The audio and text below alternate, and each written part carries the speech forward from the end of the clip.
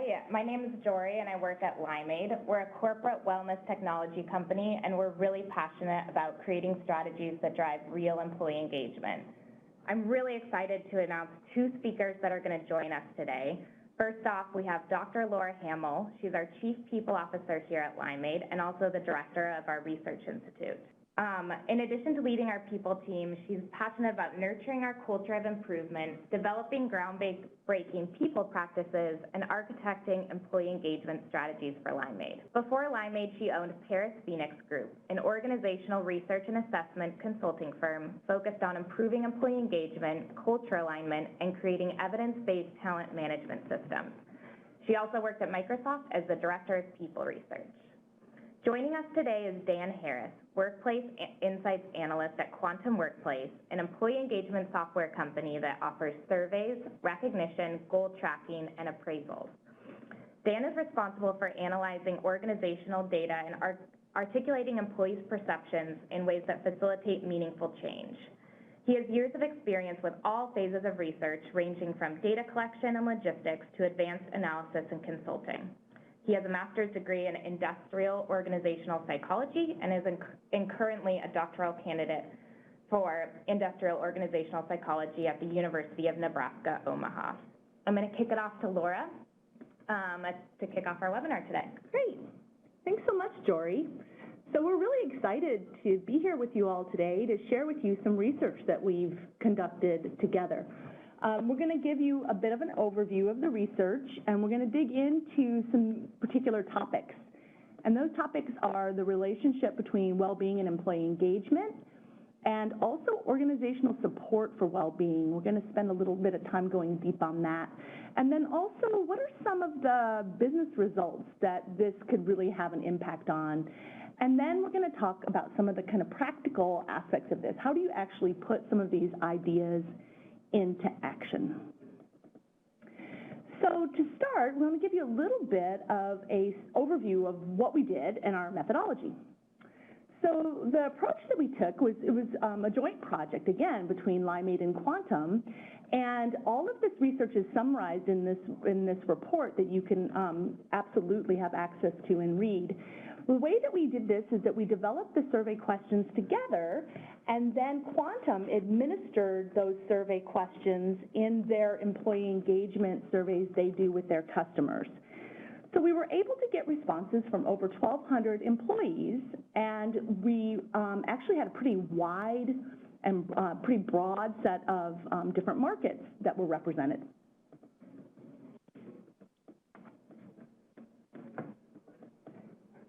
So what did we learn? So before we jump into what we learned from this research, I wanted to set the stage and kind of offer two basic definitions that are pretty important to everything we're going to be talking about today. The first one is well-being. So what is this thing called well-being? So the definition that we believe in here at Limeade, and that also is very much supported from academic literature, is this idea that has two components. The first component is about feeling good. So this feeling good thing is about feeling physically good, so feeling healthy, and also feeling happy, emotionally good. So feeling good is the first part of it. The second part of well-being is actually living with purpose, having some intention and really striving to have an intentional life. So feeling good and living with purpose are the two big components of well-being. And the other thing I wanted to define before we go much further is employee engagement. So employee engagement is this really deep emotional connection that some employees have with their work. It's usually characterized by high levels of involvement and high levels of energy. So we're going to talk quite a bit about these two ideas. So just wanted to kind of have a baseline definition before we jump in. All right, so what was the first thing that we learned? The first thing that we learned is that well-being and employee engagement are statistically related.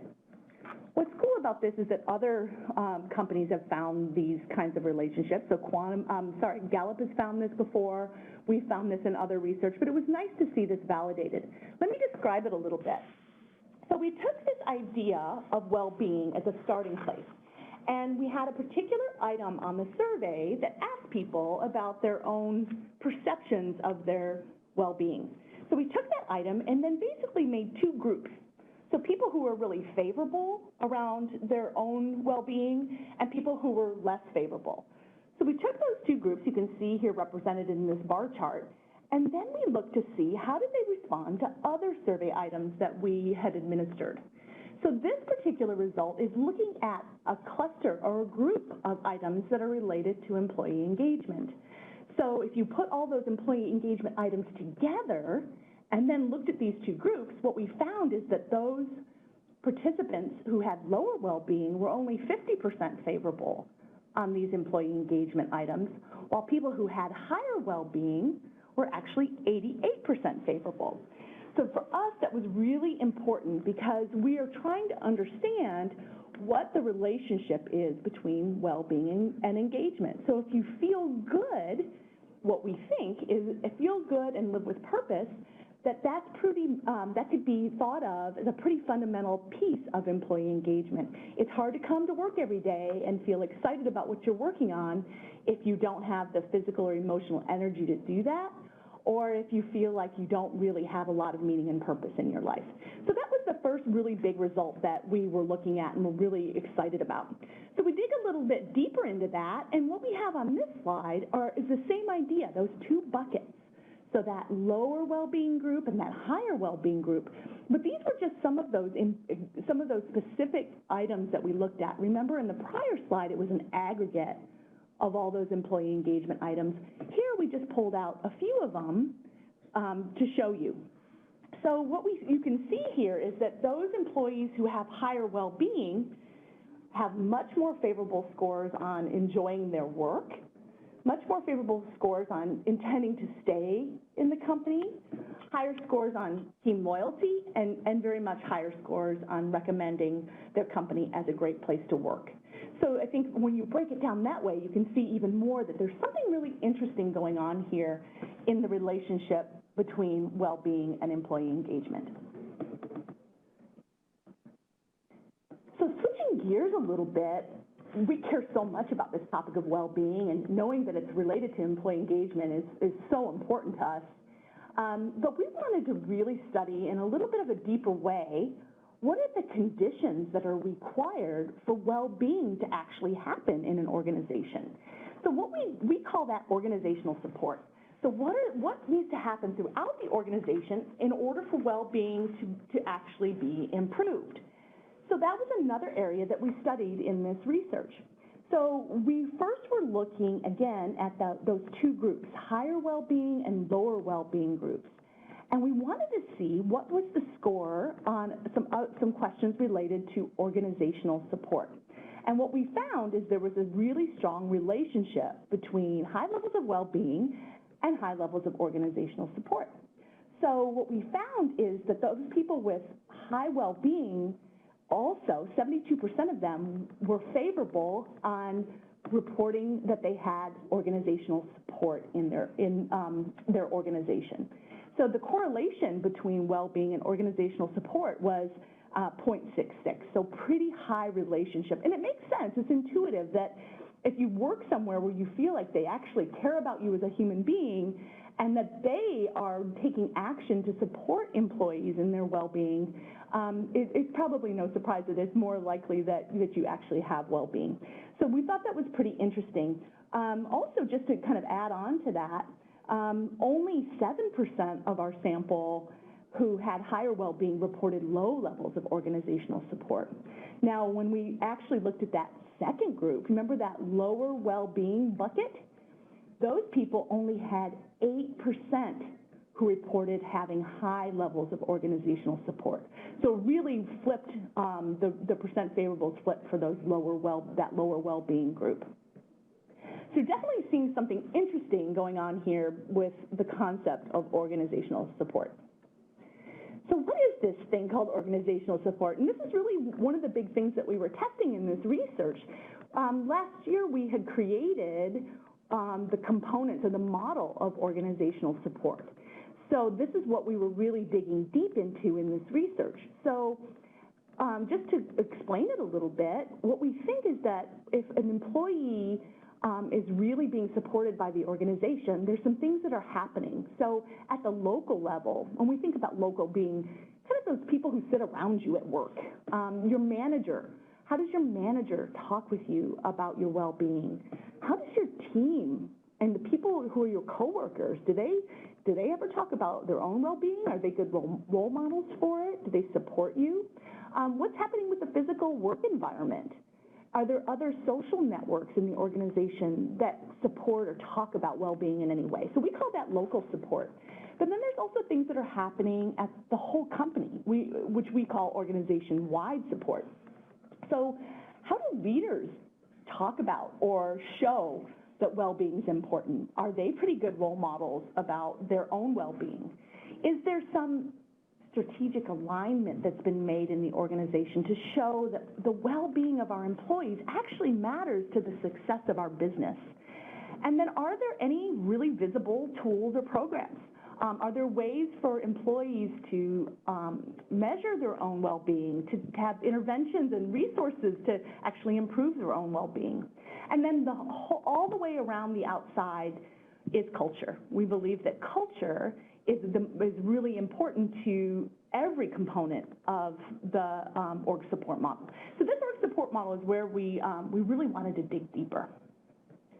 So the first thing we wanted to know with this model is, what are the current levels of satisfaction? So we asked all those participants, those over 1,200 participants, how satisfied are they now with how their manager supports their well-being? How satisfied are they with the culture in their organization in terms of how well it supports well-being? And so that's what we found here on this slide. So I think overall, actually pretty favorable. When you think about the lowest score being 57% and the highest score being 76%. So lots of current levels of support from people's managers in general. I think that's one of the highlights. I think you can see towards the bottom that fewer organizations actually have a physical work environment that is supportive of well-being, and fewer even have other social networks or other ways that employees can feel supported by people besides at that local level. So we were interested in this and kind of actually pretty happy to see that it's pretty favorable. The next thing we decided to do, though, was a little different. So it's interesting to see current levels of satisfaction with those different components of organizational support, but what we wanted to know is which of these matter the most. So we did a regression analysis, a relative weights analysis, and put all these components in to see which of these are the most predictive of overall organizational support. And what we found was interesting. So we found that manager mattered the most. So remember in that prior slide, managers are the most favorable. Employees are most favorable currently with managers, and that's wonderful because actually managers matter the most if we want to truly support our employees with their well-being. So manager support matters the most, and then actually having some well-being tools and programs, some real practical and tangible ways that employees can work on their well-being and be supported on their well-being came second. And then third was leaders. And so that probably is no surprise because leaders obviously set the tone for employees to understand what's important in an organization. But what's a little bit different for us, a little bit of kind of interesting about this is that in our industry, we tend to think about leaders as being the most important component of organizational support. So for us, it really opened our eyes about the importance of the manager and how the manager in a day-to-day kind of way can support well-being. So what does this mean for your business? So one of the other questions that we asked was around this idea of intention to stay. It's not a perfect predictor of whether or not someone is going to leave an organization, but there is pretty strong correlation between the idea of me saying I want to stay and actually staying. So remember before in the beginning we were talking about two groups, a higher well-being bucket and a lower well-being bucket. So take that same idea and then add to it this concept of organizational support. So low organizational support and high organizational support. So basically to make a 2x2 or 4 groups. So we made those 4 groups from the participants, and what we then looked at is those 4 groups and their responses to a couple different items. And so this first one is intention to stay. So the item is, it would take a lot to get me to leave this organization. What's pretty interesting is when you look at the group of people who had low organizational support and low well-being, they were only 60% favorable on that. But look at the number on the other side, which is high organizational support and high well-being. Those people were 96% favorable on it would take a lot to get me to leave this organization. So there seems to be something really interesting here around well-being and feeling supported by their organization for their well-being and the desire to keep working in that organization. The next one is, again, the same idea. So we have these 4 groups, low, low, and high, high, and the low-high combination, and we looked at the item, I would recommend this organization as a great place to work.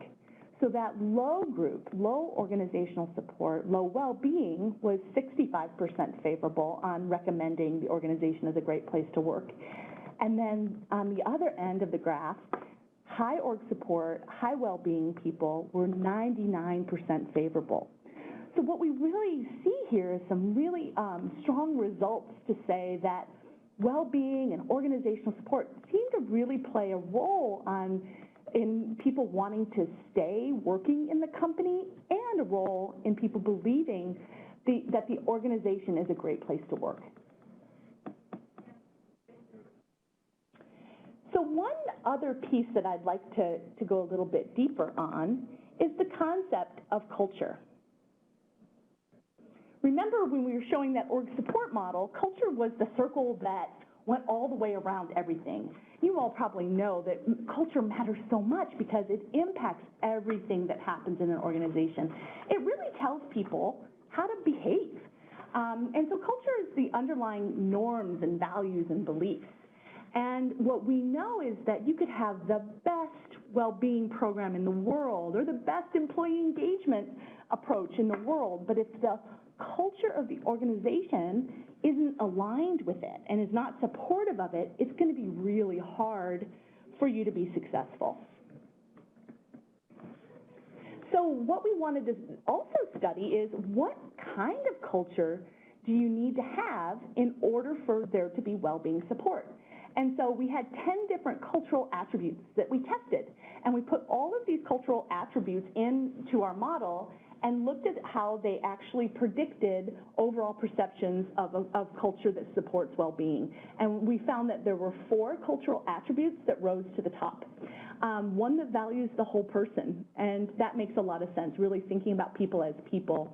The thing that was really interesting to us is the 2 trust cultural attributes. So trustworthy, meaning that employees trust the organization, and also the 4th one down, that the organization trusts employees.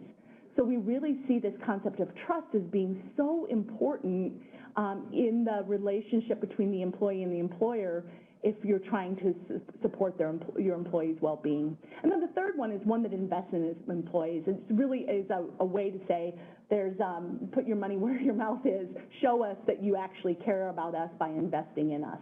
So cultures that support well-being have, for us, there's 4 things that are really important. You've got to value the whole person. You've got to think about all the different components of well-being. Those cultures are trustworthy. They invest in their employees with well-being tools and resources, and they also very much trust their employees as well. All right. So let me hand it over to Dan. All righty. Thank you, Laura. So in trying to decide which direction to take this part of the presentation, I didn't want to really offer a laundry list of the tried and true of employee well-being, such as yoga classes, health fairs, company runs. These programs and events are good to know about, but they're ultimately just window dressing if there isn't sustained and consistent cultural support for well-being. Likewise, I didn't want to act like there's a silver bullet for employee well-being either, as though doing this one thing will increase it, because there isn't one. Building a culture that supports employee well-being takes a lot of time, energy, effort, motivation, and that journey varies quite a bit from organization to organization. but we do know that employee well-being is important. So as I was thinking about how to proceed, part of the answer was already in the research that Laura reviewed, those 4 cultural attributes most important for well-being support. And so among the top 4 cultural attributes, gaining employee trust is arguably the most critical for any perceptual improvement in your organization, whether it be around employee satisfaction, engagement, or in this case, well-being. So trust is fundamentally about confidence that someone or something will deliver on a certain set of expectations. So having the trust of your employees shows that they believe you will deliver on your promises, that you'll exhibit integrity in the decisions you make, and that you have employees' best interests in mind. And kind of important in that awareness is the first step of any journey. Awareness of what you want to accomplish, where you're going, whether you're headed in the right direction. So if gaining the trust of your employees is your journey, then you need to be aware that building trust takes a lot of time and effort. I like to think of gaining organizational trust as though you're kind of building a town. Houses may look different and take longer to develop than others, and so too is the case for trust with individual employees. But all it takes is one strong storm to damage buildings, such as violating the confidence the employees have in management or leadership. And so in other words, trust is difficult to build, yet often easy to kind of hurt. And I'm not saying that to be pessimistic or suggest that it's not worth. Needs to have a kind of a realistic expectation of what's in store when building and maintaining trust. And so the second point is to maximize honest and transparent communication. And admittedly, this point is kind of double dipping because transparency was the 5th most important cultural attribute that Laura discussed. But that point aside, I view transparent communication as open, direct, and authentic communication. No dishonesty, no obscure terminology, no vague language.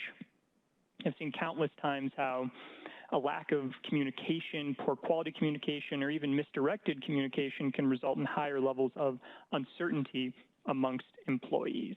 And the third point here is to embrace an open door policy. So this point extends from the previous. One way to have honest, open, transparent communication is to embrace that open door policy. So in other words, be accessible to employees. When you're not in a meeting or working on a critical task, keeping your door open is a sign that you're available for discussion, that your door can be walked through without disturbing anything private or critically important. Likewise, a digital open door policy could be an email account or even maybe an online form for leadership to look through general issues or questions that anyone can send questions to.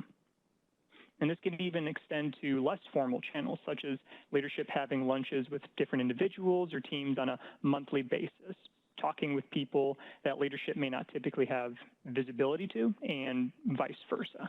And so the fourth point for this particular cultural attribute is to demonstrate consistency.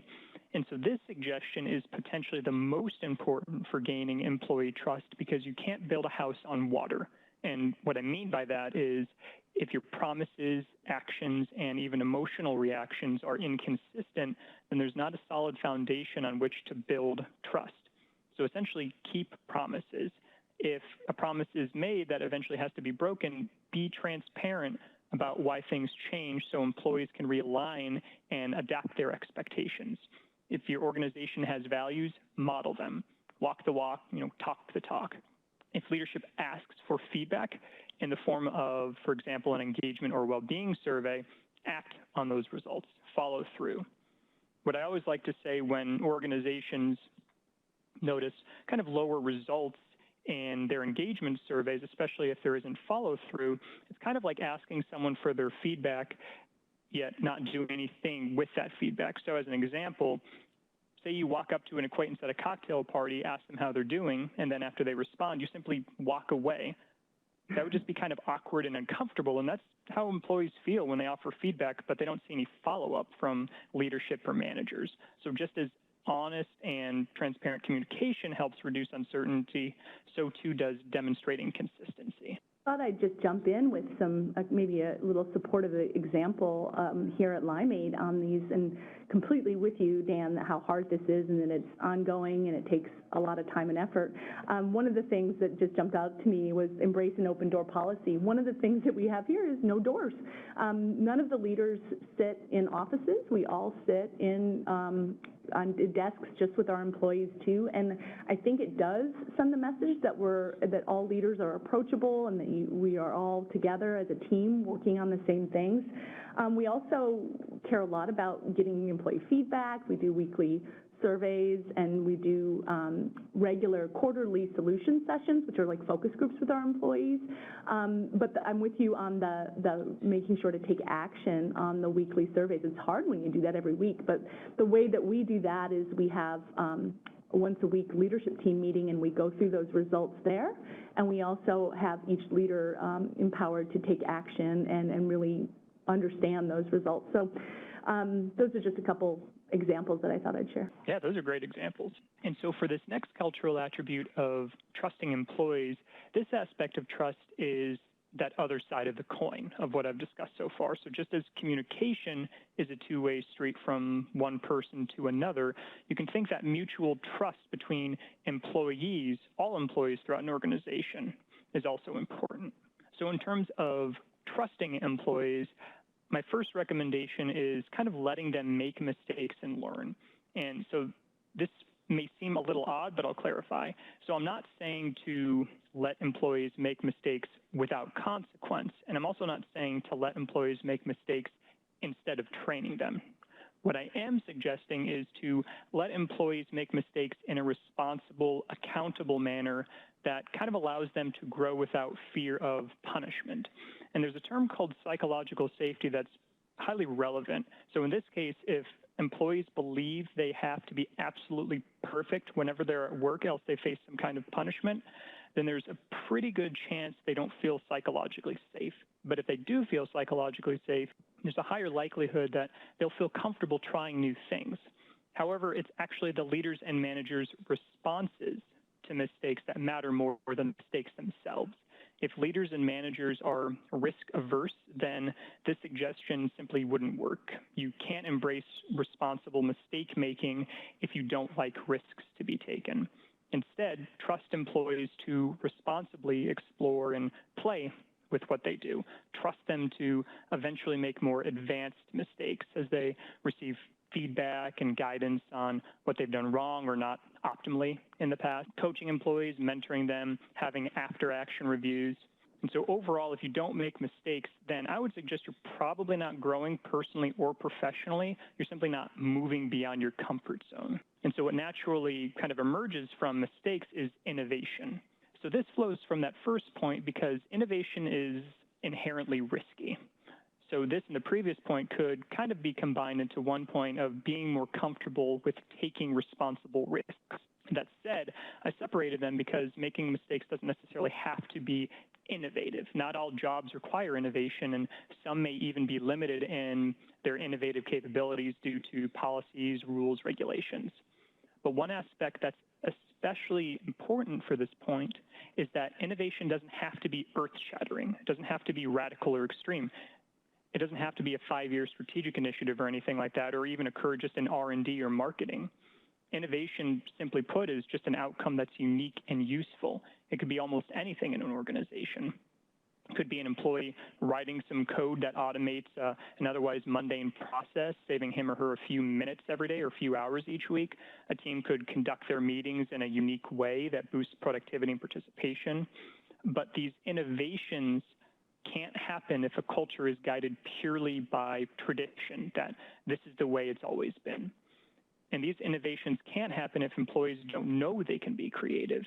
So if innovation is of interest for an organization, leadership should communicate an acceptance of innovation and kind of permission to innovate. And so this third point here relates specifically to kind of employee wellness programs. And so this is a bit more of my particular philosophy, but I would say it's better to avoid making wellness programs mandatory. Employees can decide for themselves whether they want to participate, and making them go to workshops or participate in activities when they don't want to is very damaging for trust. You know, as the saying goes, you can lead a horse to water, but you can't make it drink. So in that sense, you can provide employees with the tools and resources to enhance their well-being, but don't expect every employee to participate. And another aspect that's just as important, but not really discussed as much, is the effect of peer pressure within wellness programs. And so when I suggest to avoid making wellness programs mandatory, I also mean that employees probably shouldn't feel pressured to participate or join just because an activity is a team or department competition. So overall, we can see that in my framing of trusting employees, it's about letting them do certain things, but this can only be done if, as we saw previously, you're consistent. If permission is given to innovate, yet innovation is met with resistance or punishment, then your culture simply isn't ready yet, because that inconsistency will fairly absolutely destroy future attempts to innovate, and trusted leadership and management will likely decrease. So with all of these suggestions, really only ever go at the pace with which your organization is open to change. And so one thing that was interesting is that we can think about letting employees do certain things, but what about that slight subtle shift to encouraging them? So for example, instead of letting employees engage in certain activities, what if we encourage them to do so? So the point here is that even one word can vastly alter how we frame an approach topic, or in this case, shifting language that kind of implies a transactional or even authoritarian leadership style, like letting them, permitting them, to one of kind of servant and transformational leadership. And even recall to that first cultural attribute I discussed earlier of gaining trust, what if I'd frame that section in terms of earning trust? That's awesome. So just, Dan, an example, I think words do matter so much. I really like your point there. One of the things we do at Limeade is we call things experiments. Even within my group, the people team, we've experimented with having something called the people year that's different than the calendar year or the fiscal year. And we positioned it as an experiment, saying, gosh, we think there's a lot of reasons why we want to do it this way. We think it's going to work, and we thought it through, but we don't know for sure. So we're going to experiment with this. We're going to try this. And I think it's really good when big things in an organization are positioned that way, because it gives a bit of a license to, you all should try things. You all should come up with new ideas, and let's see if they work. So I'm with you on the kind of the concept of encouraging the mistakes and learning. And just one more point on the well-being choices. We really try to encourage our employees to make their own choices, and we want them to be able to feel productive. So, on any one given day, it might be that a person would feel a lot more productive if they didn't have to sit in traffic for an hour, or they'd be much more productive if they could stay in their pajamas, or they could go to a coffee shop. So we try to really help people make those choices for themselves around, how can I just do my best work today? And sometimes it's in a different location. Sometimes even here in the office, people are sitting on couches or in different places than at their desk. So we really say, this is your choice to make. This is your option to figure out, how you can really do your best work today. Yeah, I like those examples, especially thinking of processes as experiments. It's kind of a nice touch. And so in terms of this third cultural attribute of valuing the whole person, we can kind of really jump into the first point in terms of acknowledging that people are complex. And much like the first point I made about gaining employee trust, awareness is, again, a crucial first step. This time it's about being aware of and accepting that people are complex. Everyone has a unique combination of personality traits, preferences, beliefs, biases, hopes, fears. Some of these factors may rarely or never be expressed at work, but that doesn't mean they should be ignored or framed as though they either don't exist or not being relevant to employee well-being. And so after that kind of initial step of acknowledging that people are complex, the second is to kind of think about employees as whole people. So after that general awareness is established, it becomes important to think about that whole person perspective. And this can kind of happen in two ways. First, there's kind of more of a theoretical perspective in a way, learning about employee well-being and creating a kind of a mental structure to frame and discover different facets of people's lives. There's physical well-being, mental well-being, social well-being, financial well-being, and all of these have various overlaps and differences and different philosophies. And this is where a laundry list of ideas is a little bit more appropriate of kind of brainstorming and tracking all the different complexities of people. You can even start with yourself, for example, listing what you're thinking about and why at any given time of the day, tracking your day to see what you do and what you think about at any given time, and then kind of mentally role-playing about putting yourself in the shoes of your employees or your coworkers and thinking about that complexity, about those whole people. And so all of this is to get a better understanding of just how complex people are and can be. And so this third recommendation here is around work-life balance. And this is a huge topic and has a variety of philosophies and schools of thought and different lines of development, but it's so important that it at least deserves mention. And this is because it's easy to get caught up in developing wellness initiatives and programs within a company, sometimes with the unfortunate side effect of ignoring the fact that people have lives outside of work. And with the internet and cell phones especially, it's very easy for an employee to always be on and connected or tethered, which can interfere sometimes with family time, sleep, leisure and relaxation, and even vacation.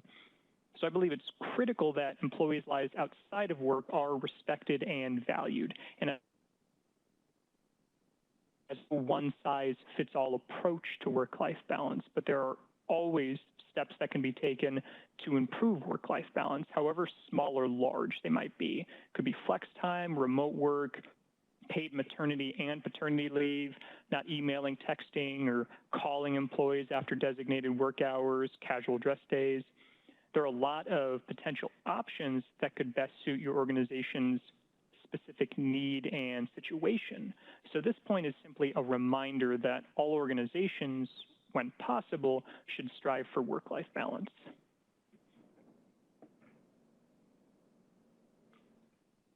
And so this fourth and final cultural attribute is investing in employees. So we've established that gaining the trust of employees is important and that trusting employees back is important, as well as valuing the whole person.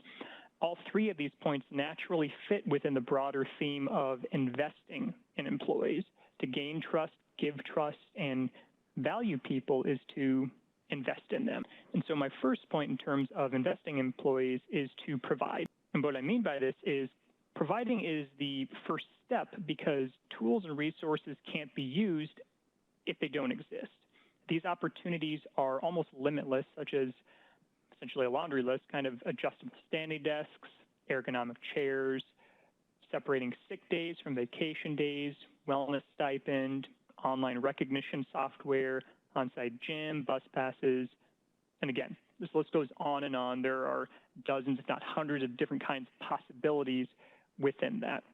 So other investments are also important, though, such as recognizing or rewarding employees for a job well done or providing opportunities for that professional growth and development. And so that kind of naturally leads into the second step of education. So the second step here is to educate employees about opportunities, tools, and resources. And this kind of education has kind of three distinct parts. First is that employees can't use something if they don't know it's there. So this type of education revolves around communicating the fact that tools and resources are available or will soon be available for use.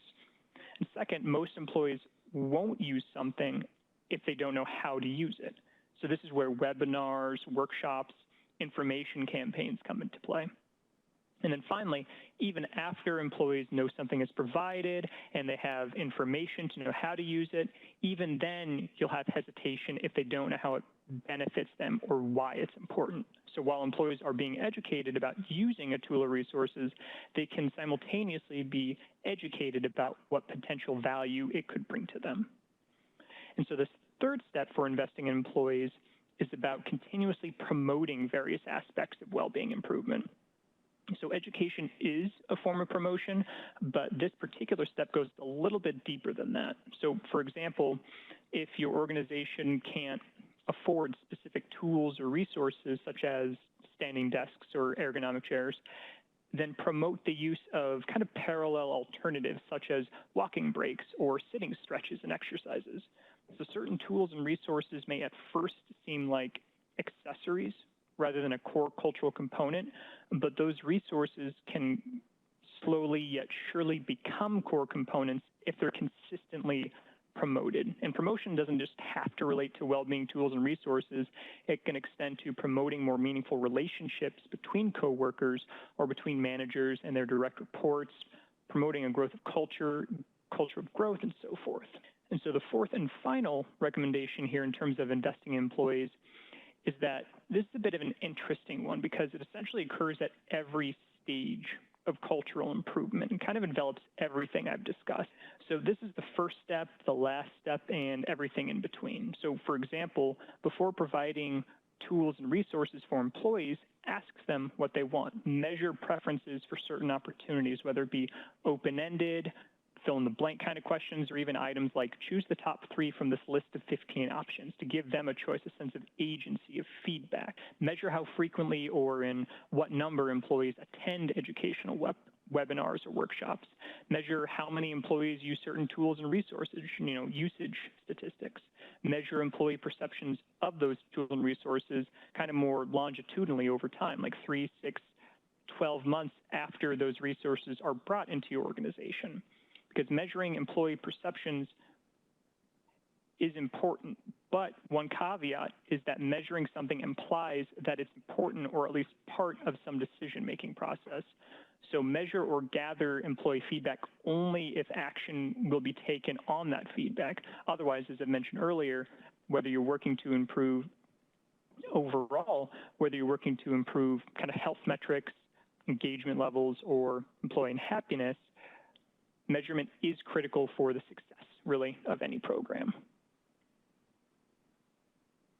And so overall, in terms of kind of what Laura discussed earlier and what I just reviewed, kind of the high-level takeaways of this presentation is, first, when employees feel they have higher well-being, they're more likely to be engaged in their work.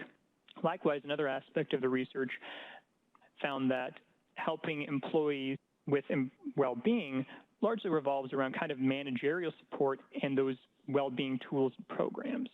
And likewise, a very important result was that employees who feel they have higher well-being and feel supported are more likely to recommend their company as a great place to work, as well as to stay.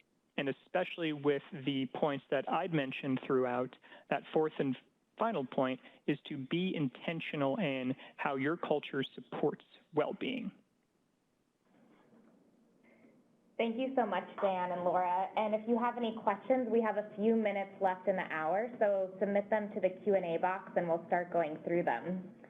To kick off, I wanted to start with Laura and dig into that work-life integration versus work-life balance. I think it's important to bring up the elephant in the room that we had a really emotional night last night for people on both sides of the fence, and as people are coming into work, it's hard to leave how they're feeling about their outside work environment when they're in the office and with coworkers. So how do you navigate that, knowing that work needs to get done?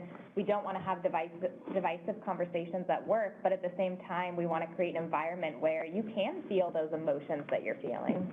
Well, that's a really easy question, Jory. Thanks for that. No, you're right. I think that's a really obvious example of how what happens outside of work really bleeds into what happens at work. And so this whole field of work-life balance is evolving more into this idea of work-life integration, that it's not these discrete, separate things that you're just trying to kind of put on a scale and make sure you spend the right number of hours in each one of them. It's actually moving into this idea of, gosh, things that happen at home are absolutely in your day when you're at work, and the things that happen at work are absolutely in your life at home. And so it's a little more of this idea of the kind of bleeding together, or the kind of integration of your worlds. And it fits so perfectly with this concept of whole person well-being, that you can't compartmentalize yourself. You can't think about just yourself in one scenario as separate from yourself in a different one. So you're right. It absolutely bleeds over and affects us, and it's really hard, not to be distracted by it. And so I think to get to your kind of main question is, how do we help people today? And so I think my first response would be, give people some space today to feel what they feel and, be who they are. Don't make any assumptions, I think, about what they believe or how this is impacting them, but maybe this is a day where we give people a little room to, take a deep breath, go outside, maybe do the things that they want to do. Maybe some of them I noticed even here at Limeade, our people are a little more heads down than normal today. So I think that's a big part of it. And then obviously from here, I don't know that I have any great answers, but I'm wondering how the company, that your organization actually could be a place where people feel united, a place where they feel safe, they feel like they, are together with people. So maybe, we could think about our organizations as ways for people to, kind of work through, a place where people can work through this big change that we're all experiencing. And then, of course, in the long run, I hope there's some really, a lot of things we learn from this, too. But I don't have a great, easy answer, that's for sure. Well, thank you, Laura. That's great. Dan, I have one question for you from Carla. With all the tips and tricks that you shared, how can we fit financial wellness into all of this? Yeah, so financial wellness, I take a kind of a broader approach to that of not necessarily just kind of competitive pay, 401ks, things of that nature, but also that financial wellness, well-being aspect of teaching employees how to save, how to spend, where they could potentially save money, webinars, workshops for financial well-being to kind of reduce that financial stress, especially among families, and even to kind of set up a individual employee stipend or kind of a well-being, financial well-being bonus in a way that they could spend on resources for maybe some financial consulting, maybe even a team could pull together for a financial consultant to help review certain aspects of individual employees' finances to see where they could potentially work on that, because ultimately, at least from my perspective, enhancing financial well-being is largely to reduce stress around finances, of living kind of paycheck to paycheck, to ensure that that happens less and less. I have another big question for Laura coming from Tyler. Our company had a downturn in work and therefore have lost almost half of our staff, and the remaining staff are demoralized and not as engaged. But if we don't continue to work hard and get the work out the door, we'll have to close. How do we re-engage our workers? Yeah, that's so hard. I completely hear you. So I think one of the most important things that needs to happen in a scenario like that is really helping employees understand why. And I think we sort of make some assumptions in organizations that everybody understands why when there's a big layoff or a big kind of a big event like that. And what we found is that you actually really need to get in a room together with leaders and employees and really work it through and spend time on it. You need the leaders to explain the thinking and the rationale and the hope that they have for the future. And you need to also really make it so that employees can voice their concerns to those leaders and have that real honest conversation. So that's where I would always recommend starting, is to talk to each other eye to eye as human beings about what's happened, why it's happened, and what we're hoping we learn from this and can do differently going forward. So the why, answering why, is always the first step. And then I think, how do you support those employees going forward? You know, how do you have regular touch base time? How do we have the leaders of the organization continue to talk with employees about what their worries and concerns are? And, you know, even how do we start to show it, you know, the progress we're making so people can start to be hopeful that it's not going to happen to them too. So I think a lot of it's about explaining and really going deep on why. It's about listening and hearing and supporting employees. Well, we're at the top of the hour, so I want to take this opportunity to thank our speakers. You will get an email from Limeade with a link to the slides, a recording, and also the report. But if you'd like to download the report or watch an animated video that gives a short synopsis, head over to limeade.com/engagement report. Thank you so much for joining us today.